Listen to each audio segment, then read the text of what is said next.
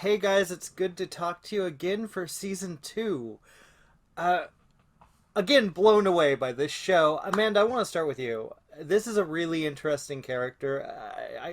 I've thought so from the beginning. You're going in a very different place. Can you talk about this kind of new horizon for her, for Mother? Yes, I think it was very easy to again. I wake up in the first scene, right? So so it's very easy to start where we left, which was the shock of a giant serpent coming out of my mouth, and then having to kill myself with it in terms to save my children. And I think when you try to think about it a little bit as a human being, there would be an enormous amount of trauma connected to a an experience like that, and then having to wake up, like it's basically trying to kill yourself and then failing, and then having added a huge amount of danger, plus the remorse and the guilt of having tried to do that Yeah. in front of your children. That's basically where I started season two. And Yep. and Abu, this is Mm. such a great. Again, I love these two characters so much. You've kind of made a discovery about yourself as well. Can you talk a little bit about your kind of what you can tell, what you can give away? Yeah, I think father is on a really interesting journey here because the even though the mission is still to take care of the children, he's the pressure of it is relieved a bit because of the atheist community that they've found themselves in. So now father almost is exploring who he is and his own individuality. And I think there's something really fascinating about the sort of uh not I wouldn't even say habit, but the new job that he kind of gives himself, um, and how that develops. Because I don't think he has any idea either, and I think he's enjoying that sort of space a bit too much. Really, kind of takes his attention too much, but it does evolve into something really fascinating as we go along. Again, just because the show is like that. It's amazing. I didn't really think about it, Abu. Like, it's kind of funny to have these two characters wake up next to each other, and the one is thinking, like, oh crap, we didn't die. And the other one's thinking, oh, here we Oh, are, we didn't we die. didn't die. This is great. It's like, yeah. Right. And now, Neve, I love your character especially too because it's such a complex character. What you're dealing with as on an emotional, on a physical level. Can you talk about where you've started and where you're going with this season?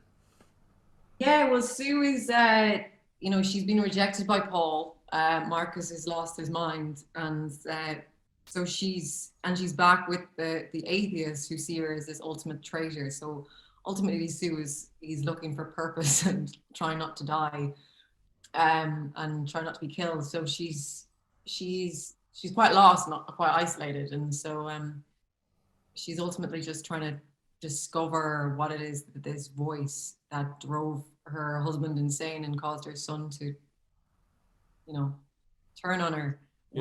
where it's coming from, and that's her. That's what's driving her this season, and she's quite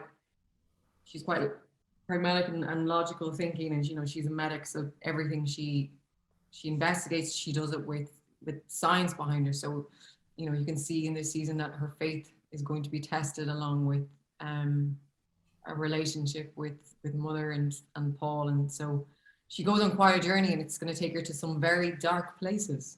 Oh, I can't wait. I just feel like this show, especially in the world we're living in, it speaks so much to what we're going through. Have you guys felt that? Amanda, I saw that reaction. Yeah.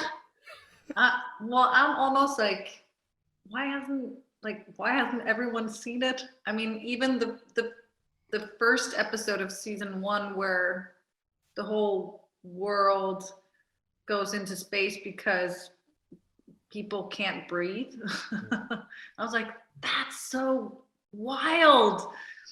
And so there are many resemblances to, like you say, the real world that we're living in, and it keeps being there and adding to the story. And I think it's because it's such an essential, like, red line through this whole other lots of crazy stuff that happens on Kepler 22b. It's essentially about love and fighting for love, or trying to find it, and finding yourself and family. And it's something that everyone can relate to, and because it's sci-fi, it's it's easy not to reject it, I think. Or it's easy to reject it. It's kind of like pineapple on pizza, like Abu said before. Some people hate it, some people love it. Sure, that's true. Well, guys, we got to wrap it up. But honestly, you guys, all three of you are absolutely brilliant, and I love the show so much. Thank you, pal. Thanks, you. James. I have to keep my children safe.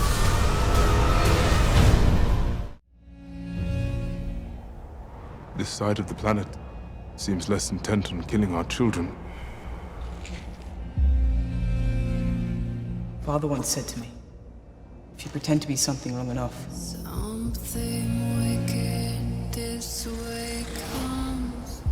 eventually you'll no longer need to pretend.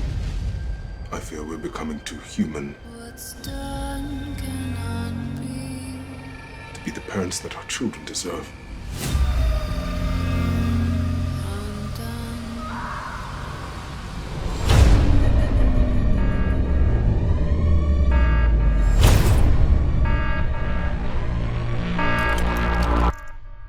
We have to think of the future now. Something wicked this way comes.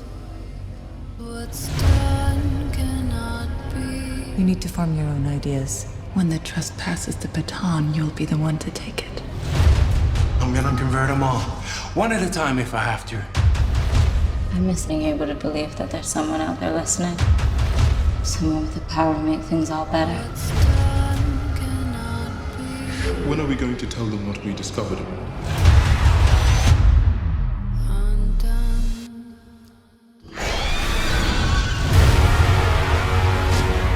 I have to keep my children safe. I am the prophet. Nothing can stand against me.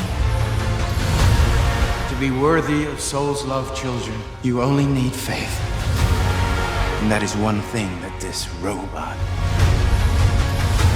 can never take away from us. Love is the death of us all.